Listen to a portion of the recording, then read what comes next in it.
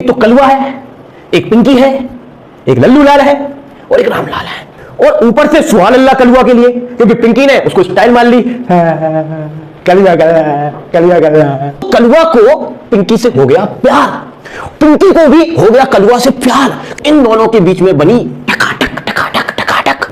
पिंकी ने भी कलवा के साथ टाका बढ़ा लिया। सपोज इन दोनों के बीच में जो प्यार का अट्रैक्शन था, इन दोनों के बीच में लौंडा तो गजब है, लड़की बुलाई तुझे पीछे किधर जा रहे हैं। हेलो बच्चों, क्या हालचाल, सब बढ़िया। तो आज के इस लेक्चर में बच्चों इलेक्ट्रोस्टैटिक, जैसा कि आपको पता हम लोगों ने स्टार्ट कर दिया था, आज इलेक्ट्रोस्टैटिक का लेक्चर नंबर 5 है। लेक्चर नंबर 4 में हम लोगों ने कूलम्ब्स को बहुत अच्छे से स्टडी किया था, उसका फॉर्मूला बहुत अच्छे से डिस्कस किया था, उसका कंसेप्ट बहुत अच्छे से डिस्कस किया था।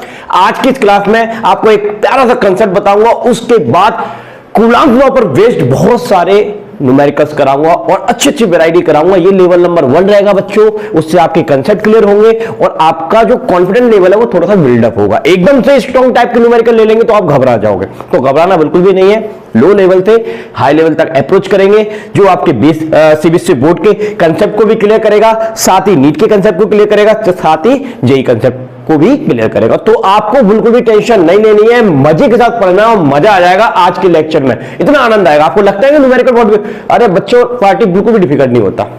आज बड़े प्यार से समझाऊंगा, मजा आएगा। तो चलिए लेक्चर को स्टार्ट करते हैं बिना देरी करते। आइए बच्चों, तो सबसे पहले मैं आपको बताता हूं एक प्रिंसिपल बच्चों, क्योंकि कूलम्ब्स लॉ के जो न्यूमेरिकल्स होंगे वो एक प्रिंसिपल में बेस्ड होंगे, और वो प्रिंसिपल इतना ज्यादा यूजफुल है कि मैं आपको क्या बताऊं, 100 तरह के न्यूमेरिकल आपको उसके बेस्ड करने होंगे। तो पहले हम उस प्रिंसिपल को समझ लेते हैं। वो प्रिंसिपल क्या है? तो आंसर है सुपरपोजिशन का प्रिंसिपल है। बहुत सारे आपको चार्जेस दिए होंगे, तो उन चार्जेस के बेसिस पर एक पर्टिकुलर चार्जेस पर आपको फोर्स निकालना होगा, तो आप कैसे निकालेंगे? आइए पहले आपको एक स्टोरी सुनाते। देख, ये 4 लोगों की स्टोरी है बच्चों। अब इस 4 लोगों की स्टोरी में कौन कौन है? एक तो कलवा है, एक पिंकी है, एक लल्लू लाल है और एक रामलाल है, रामू लाल है। अच्छा, तो ये 4 लोग हैं। अब हुआ क्या, कलवा रास्ते में जा रहा था, अचानक से उसके सामने पिंकी आ गई, तो कलवा के तो होश ही उड़ गए, और ऊपर से सुभान अल्लाह कलवा के लिए, क्योंकि पिंकी ने उसको स्टाइल मान ली। कलवा तो कलवा के तो जीभी बाहर आ गई, देख सकते हो आप, क्योंकि पिंकी ने लाइन मान दी ना, उसको स्टाइल दे दी, उसको हिंट दे दी। सो कलवा की वाह भाई वाह। सो कलवा को पिंकी से हो गया प्यार, पिंकी को भी हो गया कलवा से प्यार। क्यों प्यार हुआ? इस प्यार को क्या नाम दोगे भाई साहब? तो इस कलवा पर है पॉजिटिव चार्ज, इस पिंकी पे है नेगेटिव चार्ज, और पॉजिटिव नेगेटिव एक दूसरे को बच्चों क्या करते हैं? अट्रैक्ट। अच्छा, तो इन दोनों के बीच में बनी टकाटक टकाटक टकाटक। तो इन दोनों ने एक दूसरे के बीच में चलाई प्यार की कहानी। अच्छा, इस कलवा ने इस पिंकी के साथ अपना टाका बढ़ा लिया, पिंकी ने भी कलवा के साथ टाका बढ़ा लिया। सपोज इन दोनों के बीच में जो प्यार का अट्रैक्शन था, कलवा और पिंकी के बीच वो कितना था? 100 न्यूटन। भाई साहब, बड़ा जबरदस्त प्यार था। लेकिन कलवा को क्या पता था कि पिंकी तो बहुत बड़ी वाली है। ऐसी पिंकी आपकी लाइफ में बहुत आई होंगी, अभी बताता हूं कैसे। देख इधर आ। अब क्या हुआ कि कुछ टाइम तक इनका चला टकाटक 100% चला, 100 न्यूटन फोर्स ऑफ अट्रैक्शन। भाई साहब गजब हो गया तो यार। तो कुछ दिनों बाद पिंकी को लल्लू लाल दिखा। ओ भाई साहब, लल्लू लाल तो भाई साहब हंसता हुआ था। तो पिंकी ने कहा तू भी आजा। भाई साहब, तो इसने तो लौंडा तो गजब है, लड़की बुलाई तुझे पीछे किधर जा रहे हैं। अब ये भी आया। अब इन दोनों के बीच में जो फोर्स ऑफ अट्रैक्शन है, क्योंकि ये negative, Pinky negative, Lallu Lal positive, negative, force of attraction between two. तो इनके बीच में फोर्स ऑफ अट्रैक्शन है भाई साहब, लेकिन कितने न्यूटन का? 60 न्यूटन का। अब भाई साहब पिंकी तो गजब है, यहां चक्कर लगा रही 100 न्यूटन का, यहां चक्कर लगवा रही 60 न्यूटन का। लेकिन पता है, एक गजब बात आपको बता दूं, पता है क्या? इधर आ। पिंकी जो है ना, इस तरह से चक्कर चला रही है कि इस लल्लू लाल के साथ इस तरह से चक्कर चला रही है कि कलुआ को खबर ही नहीं है। वो तो जीव में आला पिंकी पिंकी मेरी जाने, पिंकी पिंकी मेरी जाने, अबे लल्लू इधर देख, इधर। तो पिंकी ने लल्लू लाल के साथ टाका बढ़ाया 60 न्यूटन से, पिंकी ने कलुआ के साथ टाका बढ़ाया 100 न्यूटन से। लेकिन जब इसके साथ टाका बढ़ाया तो ससुरे कलुआ को तो खबर ही नहीं है। काहे खबर नहीं है बापा, तो कहा नहीं चला। तो आंसर इसलिए पता नहीं चल रहा क्योंकि पिंकी लगातार उस पर 100 न्यूटन के फोर्स का अट्रैक्शन बना के रखी है, लल्लू लाल के साथ भी। ओ भाई साहब, जी का चक्कर हो भैया, पिंकी तो गजब कर दी। मतलब कलुआ को खबर ही नहीं है। क्यों खबर नहीं है? तुम प्यार में कमी नहीं है ना। अच्छा, और लल्लू लाल को भी नहीं पता कि पिंकी का टकाटक किससे चला है? कलुआ से। क्यों? क्योंकि इनके बीच में जो फोर्स ऑफ अट्रैक्शन है वो 60 न्यूटन में कमी नहीं आ रही ना। पिंकी तो गजब है यार।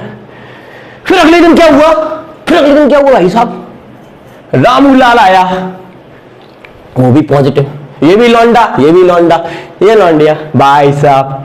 पिंकी को देखा, पिंकी बड़ी खूबसूरत है भाई साहब, बहुत खूबसूरत। जो भी लौंडा दिखता है अट्रैक्ट हो जाता है भाई साहब, रुकता ही नहीं है, सोचता ही नहीं है, दिमाग का पैदल है लड़का। तो तुम अरे जानते होगे तुम। अच्छा, तो ये भी इसकी तरफ अट्रैक्ट हो गया। इनके बीच में भी फोर्स ऑफ अट्रैक्शन 40 न्यूटन का भाई साहब। पिंकी ने तो गजब कर दिया। 100 न्यूटन जहां पर टकाटक, 60 न्यूटन जहां टकाटक और 40 न्यूटन जहां टकाटक। अब ताज्जुब वाली बात यह है कि इस रामू लाल को भी यह खबर नहीं है कि लल्लू लाल और कलुआ ऑलरेडी इसकी जिंदगी में है। क्योंकि इसके बीच टकाटक कितने का है? 40 न्यूटन का है। और ये 40 न्यूटन का इस तरह से मेंटेन करके रखा है कि ससुरा इन दोनों को पता ही नहीं है। और इनके बीच में 60 न्यूटन ऐसे मेंटेन रखा है कि ससुरे को, इन दोनों को नहीं पता। और इन दोनों के बीच में 100 न्यूटन ऐसे मेंटेन करके रखा है कि इन दोनों को नहीं पता। यही तो है सुपरपोजिशन, यही तो है भाई सुपरपोजिशन, कि जब दो इंडिविजुअल चार्ज के बीच, मतलब एक पेयर है, ये क्या है? पेयर है। तो इन पेयर के बीच में जो फोर्स ऑफ अट्रैक्शन है, या फोर्स ऑफ रिपल्सन है, वो फोर्स ऑफ अट्रैक्शन, वो फोर्स ऑफ रिपल्सन किसी अदर पर्सन के आने से इफेक्टेड नहीं होता भाई साहब। तो ये जलवा है पिंकी का, इसको बोलते हैं प्रिंसिपल ऑफ सुपरपोजिशन। तो इसका मतलब, कहने का मतलब ये है भाई कि ये पॉजिटिव इस नेगेटिव पर 100 न्यूटन का अट्रैक्शन का फोर्स लगा रहा है, लगाएगा। ये पिंकी इस पर अपनी तरफ 60 न्यूटन का फोर्स लगा रही है, लगाएगी। लेकिन ये 100 न्यूटन का जो फोर्स है वो इस लल्लू लाल के आने की वजह से नॉट इफेक्टेड। यानी कि कोई भी दो इंडिविजुअल चार्ज के बीच जो जोड़ी है उनके बीच में जो भी फोर्स होगा, अगर चार्जेस से आने से कोई इफेक्ट नहीं पड़ेगा। चाहे उन पर कितना भी न्यूटन का फोर्स लगा रहे, इस पर हमेशा कितने का लगता रहेगा? 100 न्यूटन का लगता रहेगा। समझ में आई बात? इसको बोलते हैं सुपरपोजिशन प्रिंसिपल। ये तो मैंने किसकी बात की? पेयर की बात की। अब सपोज एक ससुरी अकेली पिंकी पर फोर्स निकालना है कि कितने के साथ कर रही है, या आखिरकार टकाटक।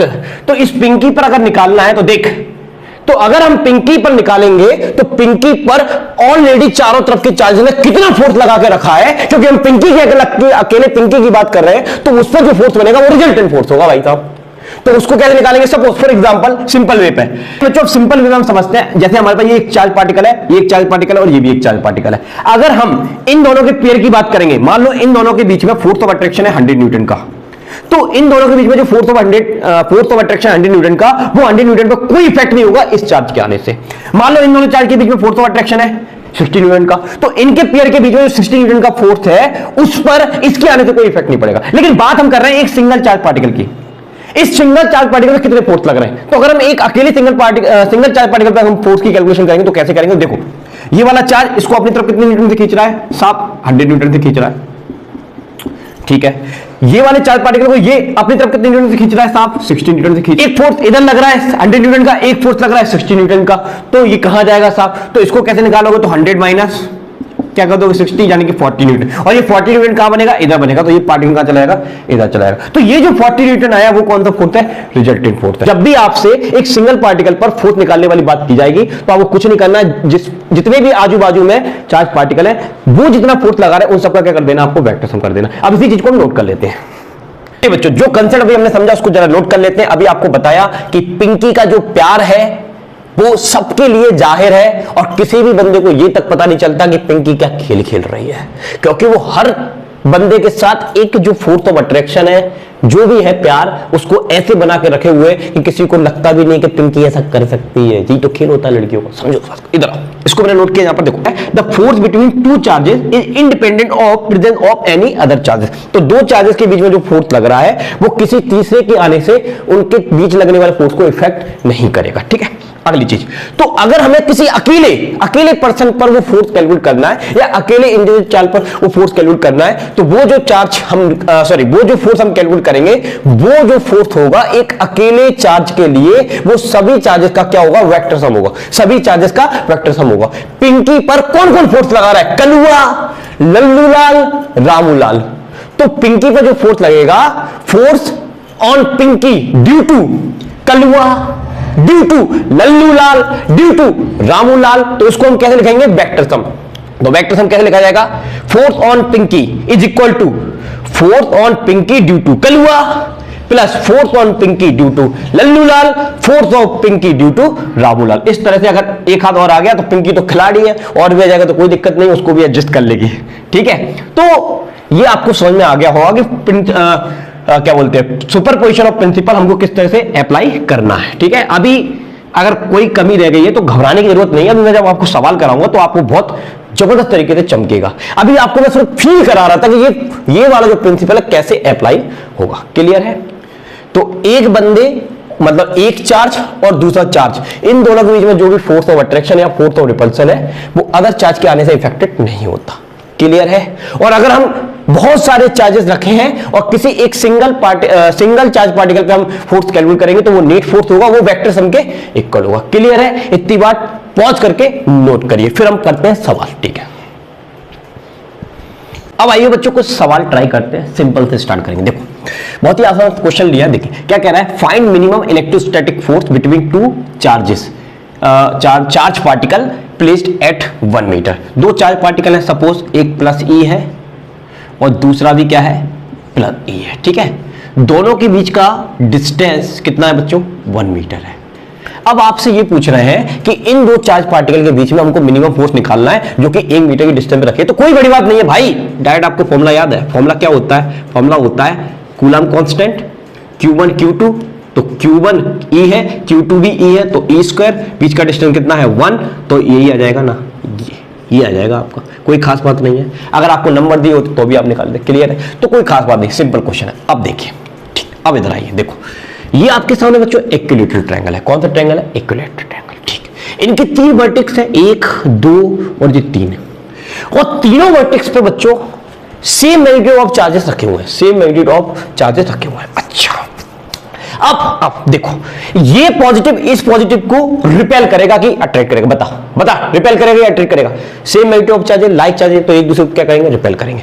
तो ये वाला चार्ज इस चार्ज पर इधर की तरफ फोर्स लगाएगा, अच्छा इधर की तरफ फोर्स लगाएगा F, कितना फोर्स लगाएगा F। अच्छा, जब ये इस पर फोर्स लगा रहा होगा तो इस ससुर के नाती के कारण इस पर कोई इफेक्ट पड़ेगा क्या, इस ससुर के नाती के कारण इस पर कोई इफेक्ट पड़ेगा नहीं। अभी क्या बताया, जब पिंकी कलुआ के साथ चक्कर चला रही थी तो लल्लू लाल के आने से कलुआ को कुछ पता चल रहा था, नहीं पता चलता। वही चीज देख, इधर आ, ये वाला चार्ज इसको इधर की तरफ रिपेल करेगा तो ये इधर चला जाएगा।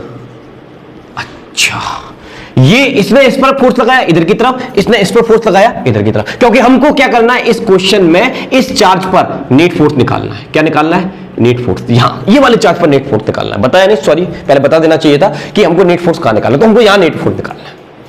हम यहां भी निकाल सकते हैं, यहां पर भी निकाल सकते हैं। हमसे पूछा यहां का, तो हमको यहां निकालना है। तो इस चार्ज ने इस पर फोर्स लगाया, इसके होने से कोई फर्क नहीं पड़ता, कितना F। इस चार्ज ने इस पर फोर्स लगाया, कितना F, इसके होने से कोई फर्क नहीं पड़ता। अच्छा देख, अब आगे बात, अब एक ही चार्ज पार्टिकल है, 2 फोर्स लग रहे हैं, कैसे निकालेंगे। तो क्लास 11th में आपने वेक्टर सम निकालने का टेक्निक सीखा था ना, हाँ, तो वही टेक्निक लगाना है। ये एंगल कितना है 60 डिग्री, तो ये एंगल भी कितना होगा 60 डिग्री। तो अगर 2 सेम मैग्नीट्यूड के वेक्टर्स हैं, 2 सेम मैग्नीट्यूड के वेक्टर हैं, तो उनका रिजल्टेंट निकालने का फॉर्मूला क्या होता है, उनका नेट रिजल्टेंट निकालने का फॉर्मूला क्या होता है बता। तो आंसर है 2f cos θ/2 होता है। कितना होता है, 2f cos θ/2। अच्छा, अब F कितना है, F तो हमको पता ही है, कूलम फोर्स फॉर्मूला है, क्या होता है F, KQ/2 आर स्क्वायर, यही होता है ना। अगर मान लें इनके बीच का डिस्टेंस एल एल एल, तो आर के स्थान पर जहां पर क्या आ जाएगा, एल आ जाएगा। अच्छा, दो चार्जेस के बीच फोर्स है तो ये अकेला क्यों नहीं होगा, क्या हो जाएगा, क्यू स्क्वायर, क्योंकि मैग्नीट्यूड कैसे है, सेम है। अच्छा, मैग्नीट्यूड कैसे है, सेम है, ठीक है, याद रखना। ये आ गया भाई, ठीक। तो ये किसकी वैल्यू है, एफ की वैल्यू है, तो ये 2 लिखा और एफ के स्थान पर मैं ये रख दूंगा के Q square upon L square. अच्छा, अब कॉस थीटा की वैल्यू कितनी है, 60 डिग्री, तो 60 डिवाइड बाय कितना होता है 2, और 2 से ये कैंसिल हो जाएगा 30, और cos 30 की वैल्यू कितनी होती है भाई, पता चल जल्दी, बताओ जल्दी, cos 30 की वैल्यू कितनी होती है, √3/2 होती है। 2 से 2 कैंसिल हो गया, तो ये आपका आंसर आ गया। √3 को मैं आगे रख लेता हूँ, √3 आगे रख लेता हूँ, के Q square upon L square, this is net force on this charge. अच्छा, तो बच्चों थोड़ा सा याद रखिए, अगर आपका अगर दो वेक्टर आपके सेम हो और एंगल उनके बीच का 0 डिग्री हो तो रिजल्टेंट 2f होता है, 90 डिग्री हो तो √2f होता है, 60 डिग्री हो तो कितना होता है, √3f होता है। ठीक है, तो ये याद रखिएगा, ये याद रखना बहुत जरूरी है कॉम्पिटिटिव एग्जाम के लिए। क्लियर है, और भी एंगल्स आएंगे वो बताऊंगा मैं नेक्स्ट स्टेप में। ठीक है, अच्छा, तो बताइए समझ में आया आपको, ठीक है, ये समझ में आया, ये तो इसमें तो कुछ नहीं था। ठीक, तो इसको पॉज करिए, नोट करिए, फिर आपको लेकर चलूंगा अच्छे सवालों की तरफ। पहले सिंपल देखिए, आसान सवाल है, घबराने की जरूरत नहीं। क्लियर है, अब बढ़ते हैं नेक्स्ट क्वेश्चन की तरफ। चलो बच्चों, इस क्वेश्चन को देखो, यहां पर एक स्क्वायर है और स्क्वायर के 4 कॉर्नर जो है वहां पर एक एक चार्ज हमने रख दिया। ठीक है, यहां पर क्यू है, यहां पर भी क्यू है, यहां पर भी क्यू है, यहां पर भी क्यू है। ये जो प्लस क्यू है यहां पर हमको क्या निकालना है, नेट फोर्स निकालना है। तो कैसे निकालेंगे, आपको पता है, ये प्लस को क्या करेगा, रिपेल करेगा इधर की तरफ, इधर की तरफ रिपेल करेगा। जब ये इसको रिपेल कर रहा होगा तो इनके और इनके होने से कोई फर्क नहीं पड़ता, कोई दिक्कत नहीं। ठीक, अच्छा, ये वाला चार्ज इसको अपनी तरफ रिपेल करेगा, अट्रैक्ट करेगा, ये प्लस है, ये प्लस है, ये भी रिपेल करेगा, तो ये भी इधर की तरफ रिपेल करेगा। अच्छा, इस फोर्स का मैग्नीट्यूड बता, चल देख, इसने इसको इधर की तरफ रिपेल किया तो कूलम कांस्टेंट Q और ये कैपिटल Q, Q1 Q2 होता है ना, और बीच का डिस्टेंस L है, L है, L है, L है, तो ये क्या हो जाएगा, L स्क्वायर। ठीक है, साफ। इसका मैग्नीट्यूड क्या होगा, तो ये भी Q है, ये भी, तो सेम मैग्नीट्यूड होगा, जो ये है वो ये है। क्लियर है, अच्छा, तो अब इसको भूल जा, अभी अब इसको भूल जा। इसने इधर की तरफ फोर्स लगाया, इसने इधर की तरफ फोर्स लगाया, इन दोनों को हम रिजल्टेंट बनाएंगे। तो अब आप देख रहे हो, तो इनके बीच में एंगल कितना बन रहा है, 90 डिग्री बन रहा है साहब। कितना डिग्री बन रहा है, 90 डिग्री बन रहा है साहब। अच्छा, तो अभी आपको बताया कि अगर दो वेक्टर जिनके मैग्नीट्यूड सेम हो तो 90 डिग्री पर रिजल्टेंट कितना होता है, तो 90 डिग्री पर रिजल्टेंट होता है आपका, बताया देखो, √2f होता है, √2f होता है। अच्छा, तो इन दोनों भाई साहब का रिजल्टेंट कितना आया, √2f। अभी कहानी खत्म नहीं हुई, अब ये भी तो ससुर बनाते बैठा है, अब ये भी इधर इस पर फोर्स लगाएगा, ये भी प्लस, ये भी प्लस, मतलब दोनों का प्लस का रिजल्टेंट प्लस ही आएगा ना, तो ये भी इस पर क्या लगाएगा, फोर्स लगाएगा। अच्छा, कहां लगाएगा, इसी डायरेक्शन में लगाएगा, इसी डायरेक्शन में लगाएगा। सपोज इसकी वैल्यू है f0, कितनी वैल्यू है, f0। अच्छा, अब एक और चीज, अगर ये इस पर फोर्स लगाता है तो इन दो चार्जेस के बीच में डिस्टेंस भी तो हमको पता होनी चाहिए। तो इसका डिस्टेंस कैसे निकालेंगे, ये एल है, ये एल, पाइथागोरस थ्योरम से कितना आ जाएगा, √2l आ जाएगा भाई साहब, आ जाएगा ना। तो देख, इस f0 की वैल्यू कितनी, इस f0 की वैल्यू हो जाएगी Q, capital Q coulomb constant upon बीच की डिस्टेंस कितनी है, √2l, यानी कि 2 स्क्वायर करते हैं ना, 2l स्क्वायर। क्लियर है, और ये वाला इन दोनों के कारण कहां लग रहा है, कहां गया ये वाला फोर्स, ये भी तो इधर ही लग रहा है ना, ये भी तो इधर ही लग रहा है ना, तो दोनों फोर्सेस की डायरेक्शन एक ही है। फिर से सुन, देख, इस चार्ज ने इस चार्ज पर जो फोर्स लगाया वो कितना माना मैंने, f0, उसकी वैल्यू क्या होगी, उसका मैग्नीट्यूड क्या होगा, तो कूलम कांस्टेंट, ये वाला चार्ज और कैपिटल Q वाला चार्ज अपॉन बीच का डिस्टेंस, पाइथागोरस थ्योरम से निकाल लोगे ना, ठीक है, ये आ जाएगा। अच्छा, ठीक, तो ये किसकी वैल्यू आ गई, f0 की आ गई। इससे पहले हमने इसी चार्ज पर इसके और इसके कारण नेट फोर्स निकाला था, वो कितना था, √2f। तो अब इस चार्ज पर टोटल फोर्स कितना है, नेट फोर्स कितना है, इन दोनों के कारण रिजल्टेंट इतना आया। अब इसके कारण भी तो इस पर फोर्स लग रहा है, वो कितना है, f0, तो इस पर नेट फोर्स कितना होगा, तो इसको और इसको आप जोड़ दोगे, क्योंकि एक ही डायरेक्शन में है।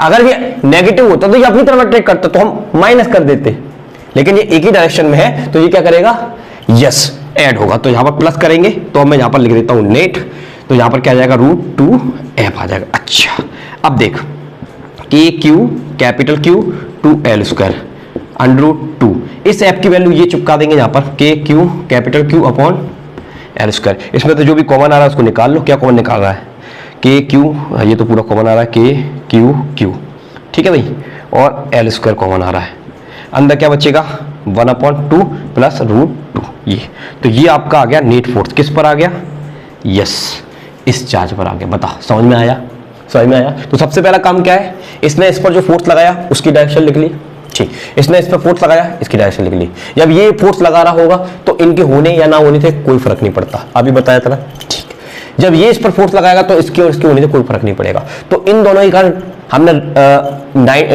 इन दोनों के कारण जो फोर्स का रिजल्टेंट मिला वो कितना था, √2 है। दोनों के बीच में एंगल देखा 90 डिग्री, और 90 डिग्री पर रिजल्टेंट निकालने का तरीका क्या होता है, यस √2f, डायरेक्ट याद कर ले, f की वैल्यू तेरे को पता है। तो इन दोनों का रिजल्टेंट ये आया, उसके बाद ये ससुर का नाती भी तो बैठा है, ये भी इसको रिपेल करेगा कहाँ की तरफ, इधर की तरफ। तो इनके कारण लगने वाला फोर्स कितना है, F0 इधर की तरफ। इन दोनों का रिजल्टेंट ये, इसके कारण लगने वाला फोर्स भी ये, तो दोनों की डायरेक्शन सेम, तो दोनों को ऐड कर दिया, ये रिजल्ट आ गया। सॉल्व भी करना था, कुछ नहीं था, इसको पॉज कर, उसको नोट कर, क्लियर है। फिर हम बढ़ते आगे।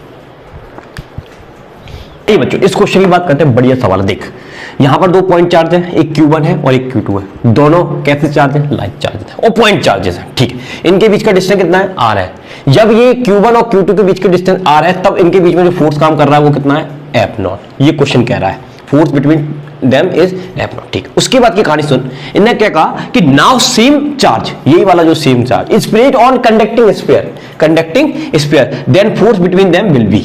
अगर जो स्फीयर है, उस स्फीयर का जो रेडियस है, वो रेडियस कितना है भाई साहब, कैपिटल R, ठीक है।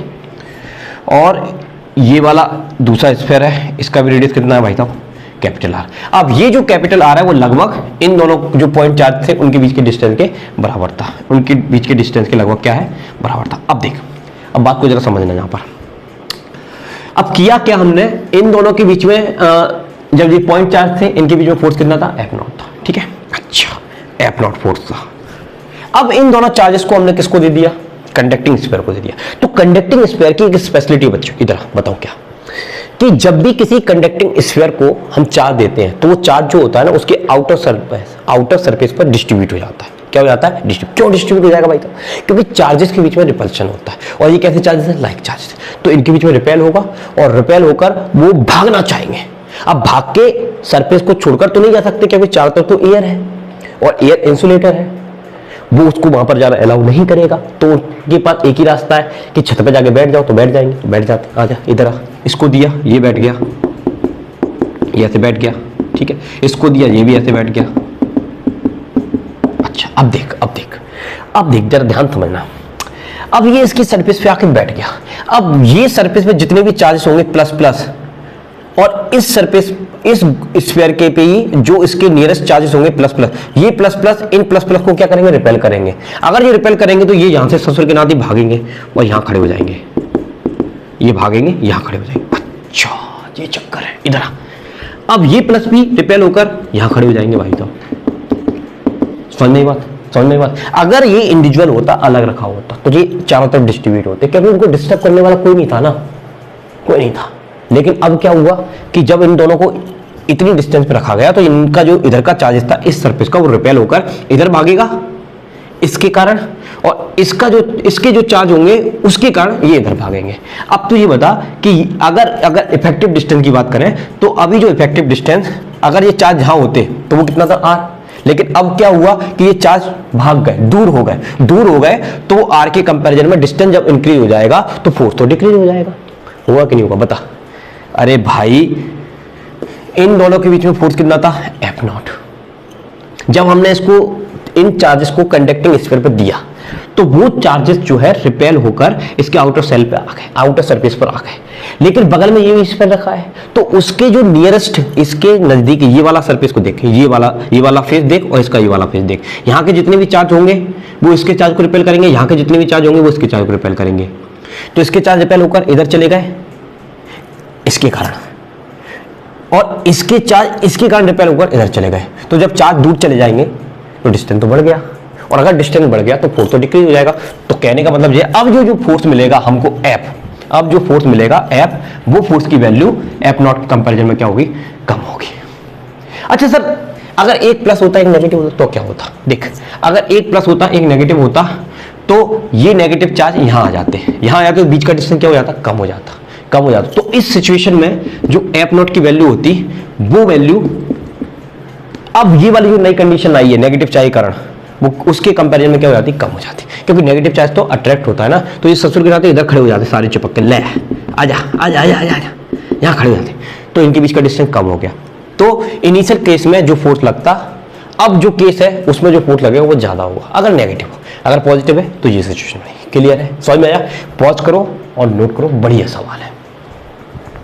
आइए बच्चों इस क्वेश्चन की बात करते हैं, बहुत ही शानदार क्वेश्चन है, मजा आएगा आपको। देखो क्वेश्चन क्या कह रहा है, 2 point charge of equal and opposite charge moving on a circle of radius capital R. ठीक है, दो चार्ज है, ठीक है, ये सर्कल है, सपोज मान लो ये सर्कल है जिसका रेडियस कितना है, कैपिटल आर है, ठीक है।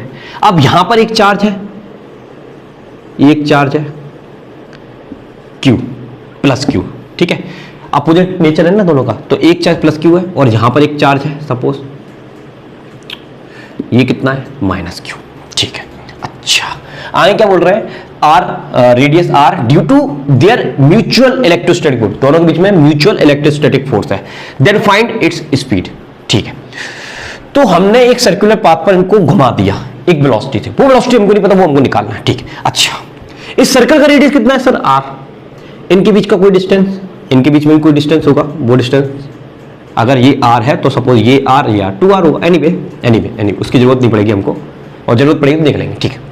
अच्छा, तो इसको हमने v वेलोसिटी से घुमा दिया था, तो इसको भी v वेलोसिटी से घुमा दिया नीचे की तरफ, ठीक है। और दोनों के बीच में एक इलेक्ट्रोस्टैटिक फोर्स है, इलेक्ट्रोस्टैटिक फोर्स दोनों चार्जेस को मिलाने वाली लाइन पर ही काम करेगा, और दोनों अपोजिट चार्जेस हैं तो फोर्स ऑफ अट्रैक्शन होगा, ये इसको अपनी तरफ अट्रैक्ट करेगा, ये इसको अपनी तरफ अट्रैक्ट करेगा, तो ये इलेक्ट्रोस्टैटिक फोर्स है। अच्छा, और ये v वेलोसिटी से चल रहा है, ठीक है। थोड़ी देर बाद ये चार्ज पार्टिकल यहां आएगा, ये चार्ज पार्टिकल यहां पर आएगा, तो ये भाई साहब कहां आ जाएगा, यहां आ जाएगा, ये वाला कहां जाएगा, यहां आ जाएगा, ठीक। इसकी वेलोसिटी भी, इसकी वेलोसिटी भी सेम वेलोसिटी है, तो देखो ये इधर है इसकी वेलोसिटी और इसकी वेलोसिटी इधर है, ठीक है। इन दोनों के बीच में जो फोर्स ऑफ अट्रैक्शन है वो इन दोनों चार्जेस को मिलाने वाली लाइन के अलोंग ही होगा, यानी कि ये सेंटर की तरफ दिखा रहा है हमको, कहां दिखा रहा है, सेंटर। अब आप एक चीज देखिए, अगर ये चार्ज पार्टिकल यहां आता है, कहां आता है, यहां आता है, तो ये वाला चार्ज पार्टिकल यहां आ जाएगा साहब, यहां आ जाएगा, देखो ध्यान से देखो, इलेक्ट्रोस्टैटिक फोर्स तो इन दोनों चार्ज को मिलाने वाली लाइन पर ही लगेगा साहब, लाइन पर ही लगेगा। तो अब इसकी वेलोसिटी ये है और यहां पर इसकी वेलोसिटी ये है, ठीक है, भी। लेकिन आप एक चीज देखिए, ये फोर्स सेंटर की तरफ काम कर रहा है और ये वेलोसिटी टेंजेंशियली काम कर रही है सर्कुलर पाथ के, दोनों के बीच में एंगल कितना है साहब, 90 डिग्री, यहां पर भी कितना है, 90 डिग्री, यहां पर भी कितना है, 90 डिग्री। तो आपने एक चीज पढ़ी होगी, ये सुनी होगी क्लास 11th में, कि जब भी वेलोसिटी के 90 डिग्री फोर्स होता है तो इस चार्ज पार्टिकल का जो मोशन होगा सर्कुलर पाथ पर वो कैसा होगा, सर्कुलर। तो सर्कुलर पाथ को मेंटेन करने के लिए, सर्कल में घूमने के लिए क्या चाहिए, सेंटीमीटर फोर्स चाहिए। अब सेंटीमीटर नाम का कोई फोर्स तो होता नहीं है, वो कोई दूसरी एजेंसी होती है जो उसको प्रोवाइड कराती है, तो कौन प्रोवाइड करा है, इलेक्ट्रोस्टैटिक। तो यानी कि यहां पर mv²/r किसके बराबर है, इलेक्ट्रोस्टैटिक फोर्स के बराबर। इलेक्ट्रोस्टैटिक फोर्स कितना, तो आपको पता है कूलम फोर्स होता है भाई, दो चार्जेस के बीच में लगने वाला फोर्स क्या होता है, कूलम फोर्स होता है, ठीक है। और हम मैग्नीट्यूड ले रहे हैं, ओनली मैग्नीट्यूड ले रहे हैं, तो प्लस माइनस लेने की जरूरत नहीं, ओनली मैग्नीट्यूड, डायरेक्शन हम अपने दिमाग से लगा लेंगे, ठीक है। अच्छा, फोर्स ऑफ अट्रैक्शन है तो डायरेक्शन तो देख रहे हो ना आप, इसके कारण इधर, इसके कारण इधर होगी, उसकी टेंशन मत लो, आपको जो अपने सवाल में कंसीडर करना है वो मैग्नीट्यूड कंसीडर करना है। तो मैग्नीट्यूड पता कितना होगा, के, चार्ज के कारण Q² और अपन में क्या हो जाएगा, R²। तो यहां पर R कितना होगा साहब, देखो इसका रेडियस कितना था, कैपिटल R, तो ये जो डायमीटर बन रहा है तो टोटल रेडियस कितना हो जाएगा, 2r हो जाएगा, तो 2r करोगे तो 4r² हो जाएगा, कितना हो जाएगा, 4r²। एक r से एक r कैंसिल हो गया साहब, एक r से यहां से एक r कैंसिल हो गया। हमको क्या निकालनी है, वेलोसिटी, तो वेलोसिटी को मैं यहीं छोड़ता हूं, m को नीचे ले जाता हूं, तो k Q² 4m, और यहां से मैं इसको हटा दूंगा तो ये इसका आंसर आ जाएगा, ठीक है। तो ये उसकी वेलोसिटी आ जाएगी। तो बढ़िया सवाल था बच्चों, समझ में आया, कोई दिक्कत, इसको पॉज करिए, उसको नोट करिए, फिर बढ़ते हैं हम नेक्स्ट क्वेश्चन की तरफ। आप बच्चों एक और बढ़िया सवाल बताता हूं, मजा आ जाएगा आपको, देखना मजा आएगा। देखो यहां पर क्या है बच्चों, यहां पर आपके पास एक सरफेस है, एक हॉरिजॉन्टल सरफेस है। इस हॉरिजॉन्टल सरफेस पर एक बड़ा ब्लॉक रखा है जिसका मास कैपिटल M, जिस पर चार्ज है +Q, ठीक है। यहां पर एक दूसरा ब्लॉक है जो छोटा है, छोटा मास छोटा चार्ज +Q, ठीक है। सरफेस और ब्लॉक के बीच में कोएफिशिएंट ऑफ फ्रिक्शन है म्यू, कोएफिशिएंट ऑफ फ्रिक्शन क्या है, म्यू, जिसकी वैल्यू कितनी है, म्यू। अच्छा ठीक है। अच्छा ये वाला जो ब्लॉक है, ये वाला जो ब्लॉक है ये फिक्स्ड है, ये कैसा है, फिक्स्ड है। अच्छा ये वाला ब्लॉक जो है वो मूवेबल है, चल सकता है, मूव कर सकता है। अच्छा अब एक चीज देखो, अब एक चीज देखो, यहां पर क्वेश्चन क्या है, यहां पर क्वेश्चन ये है कि ये इस पर प्लस क्यू चार्ज है, इस पर भी प्लस क्यू चार्ज है, तो इन दोनों चार्जेस के बीच में क्या होगा, फोर्स ऑफ रिपल्शन होगा। अगर फोर्स ऑफ रिपल्शन होगा तो ये वाला ब्लॉक इधर की तरफ स्लाइड होगा, इसके पास तो आएगा नहीं, रिपल्सिव फोर्स है तो दूर ही जाएगा ना, तो ये इधर की तरफ क्या होगा, रिपेल होगा, इधर की तरफ रिपेल होगा। अच्छा अगर ये इधर की तरफ रिपेल होता है और इस ब्लॉक और इस सरफेस के बीच में फ्रिक्शन है, तो यहां पर एक फ्रिक्शन इधर की तरफ काम करना स्टार्ट कर देगा, ठीक है, एक स्टैटिक फ्रिक्शन इधर की तरफ काम करना स्टार्ट कर देगा, मोशन के अपोजिट। अच्छा अगर ये मोशन के अपोजिट यहां पर काम करना स्टार्ट कर देता है, ठीक है, और ये यहां पर जा रहा है, तो ये इसको रोकेगा, ये फ्रिक्शन क्या करेगा, इसको रोकेगा। अच्छा एक और चीज समझो जरा बात को, अगर ये ब्लॉक को मैं ज्यादा दूर रख दूं, अगर मैं ये ब्लॉक को ज्यादा दूर रख दूं, इतनी दूर रख दूं कि ये वाला चार्ज उस पर कोई इफेक्ट ना डाल पाए, तो ये फ्रिक्शन लगेगा ही नहीं, खड़ा रहेगा। अच्छा अगर मैं इस ब्लॉक को इसके नजदीक लेकर आता हूं और ये इस पर इफेक्ट डालता है, तो इस पर ये फोर्स लगाएगा, उस केस में फ्रिक्शन उसके मोशन को अपोज करेगा, उसकी कुछ वैल्यू होगी, ठीक है। लेकिन जैसे ही मैं ज्यादा पास लेकर आऊंगा तो ये ज्यादा फोर्स लगाएगा, और अपन को पता है कि फ्रिक्शन क्या होता है, सेल्फ एडजस्टिंग होता है, तो ये एडजस्ट करके अपनी वैल्यू को बढ़ा लेगा ताकि ये मूव ना करे। अच्छा और पास लेकर आऊंगा मैं, और पास लेकर आऊंगा तो ये उस पर और ज्यादा फोर्स लगाएगा, तो फ्रिक्शन तो वाला सेल्फ एडजस्टिंग है, वो अपनी वैल्यू को और बढ़ा लेगा ताकि ये मूव ना कर पाए। अगर मैं इसको और पास लेकर आता हूं तो इसकी एक वैल्यू होती है, वो लिमिट होती है, क्या होती है, एक लिमिट होती है, ठीक है। तो ये जो फ्रिक्शन है हमारी हेल्प कब तक कर सकता है, इस फोर्स के अगेंस्ट, इसके द्वारा इस पे लगने वाले फोर्स के अगेंस्ट कब तक हेल्प कर सकता है, लिमिटिंग फ्रिक्शन तक, लिमिटिंग, इसकी एक लिमिटिंग वैल्यू क्लास 11 में हमने पढ़ा होगा। अच्छा ठीक है, तो उस लिमिट तक ये इस फोर्स को, इस पर जो फोर्स लगेगा उस फोर्स के अगेंस्ट अपनी वैल्यू को मेंटेन करके इसको यहां खड़ा करके रखेगा। उस समय इनके बीच में जो मिनिमम डिस्टेंस है, जो मिनिमम डिस्टेंस है उसकी वैल्यू क्या है, वो हमको निकालनी है। तो स्वाभाविक सी बात है, लिमिटिंग फ्रिक्शन तक ये इस फोर्स का क्या करेगा, अपोज करेगा, उससे ज्यादा पास में लाओगे तो जो रिपेल होकर दूर भाग जाएगा, फिर नहीं कर पाएगा, बिल्कुल लिमिट क्रॉस कर ली ना। अच्छा तो हमें वो वाली सिचुएशन बनवानी है कि जब ये खड़ा रहे, मतलब इसके पास इतने नजदीक हम लेकर आए कि ये उस समय इनके बीच का डिस्टेंस तो मिनिमम होना चाहिए और ये खड़ा भी रहना चाहिए, रेस्ट में रहना चाहिए। अच्छा ठीक है, तो अब इसको कैसे बनाओगे, तो देखो लिमिटिंग फ्रिक्शन कहां काम कर रहा है, इधर की तरफ, और रिपल्सिव फोर्स कहां काम कर रहा है, इधर की तरफ काम कर रहा है। तो आपको कुछ नहीं करना है, देखो आपको कुछ नहीं करना है, ये रेस्ट में बना है, तो रेस्ट में बनाने के लिए आपको दो इक्वेशन चाहिए होंगे।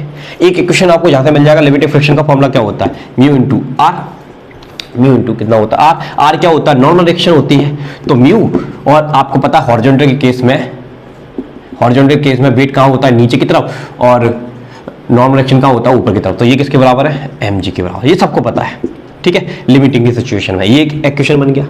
अच्छा इन दोनों के बीच में फोर्स ऑफ रिपल्शन कितना, F equal to coulomb constant, इसका चार्ज कितना है प्लस Q, इसका चार्ज कितना है स्मॉल q, ठीक है, और दोनों के बीच का डिस्टेंस कितना है मिनिमम, ये डिस्टेंस कितना है मिनिमम का स्क्वायर, इक्वेशन नंबर 2। और ये इक्विलिब्रियम की कंडीशन आ गई, ये मूव नहीं कर रहा है, तो दोनों इक्वेशन को हम बराबर रख देंगे, यानी कि दोनों बराबर होंगे, ठीक है। तो आपका mu mg is equal to कितना आ जाएगा, k q upon D square minimum. तो d को हम यहाँ ले जाते हैं, कुछ कैंसिलेशन वगैरह तो हो नहीं रहा है यहाँ पर, तो d को हम यहाँ ले आते हैं, तो ये आ जाएगा नीचे k q upon mu mg, सही है, ये इसको ले गए, ये यहाँ ले गए, और इससे स्क्वायर हटेगा तो ये यहाँ पर आ जाएगा। तो ये मिनिमम डिस्टेंस होगा, इस डिस्टेंस पर अगर आप रख देते हो तो ये खड़ा रहेगा, जाएगा नहीं, उससे ज्यादा कर दोगे तो रिपेल हो जाएगा, क्योंकि लिमिटिंग फ्रिक्शन मतलब जो फ्रिक्शन है वो एक लिमिट तक आपकी हेल्प कर सकता है, उससे ज्यादा कर दोगे तो नहीं कर पाएगा, भाग जाएगा। क्लियर है, तो बढ़िया सवाल था, पॉज करिए और नोट करिए। हेलो बच्चों, आज की इस क्लास में हम लोगों ने एक कंसेप्ट को समझा, प्रिंसिपल ऑफ सुपरपोजिशन, और उस पर बेस्ड बहुत सारे न्यूमेरिकल हमने ट्राई किए। अब नेक्स्ट लेक्चर में, आने वाले नेक्स्ट लेक्चर में कूलम लॉ के और भी डिफरेंट टाइप के मैं आपको क्वेश्चंस कराऊंगा। आज की क्लास को हम ज्यादा लंबा नहीं खींचेंगे क्योंकि आपकी ये न्यूमेरिकल की पहली क्लास थी। नेक्स्ट क्लास को हम लेंगे और डिफरेंट टाइप के न्यूमेरिकल लेंगे, बहुत अलग अलग वैरायटी के, जो आपके नीट और जेईई में भी बहुत काम में आएंगे। अगर आपको ये क्लास अच्छी लगी हो, मेरे पढ़ाने का तरीका अच्छा लग रहा हो, तो प्लीज वीडियो को लाइक और प्यारा सा कमेंट जरूर दीजिएगा। अब मिलूंगा मैं आपसे नेक्स्ट क्लास में, अभी के लिए जय हिंद जय भारत। और एक और चीज जाते जाते, अभी तक आपने पिछली क्लासेस नहीं देखी है तो उन सबका लिंक आपको डिस्क्रिप्शन में मिल जाएगा, वहां पे जाकर आप विजिट कर लिया। Thank you.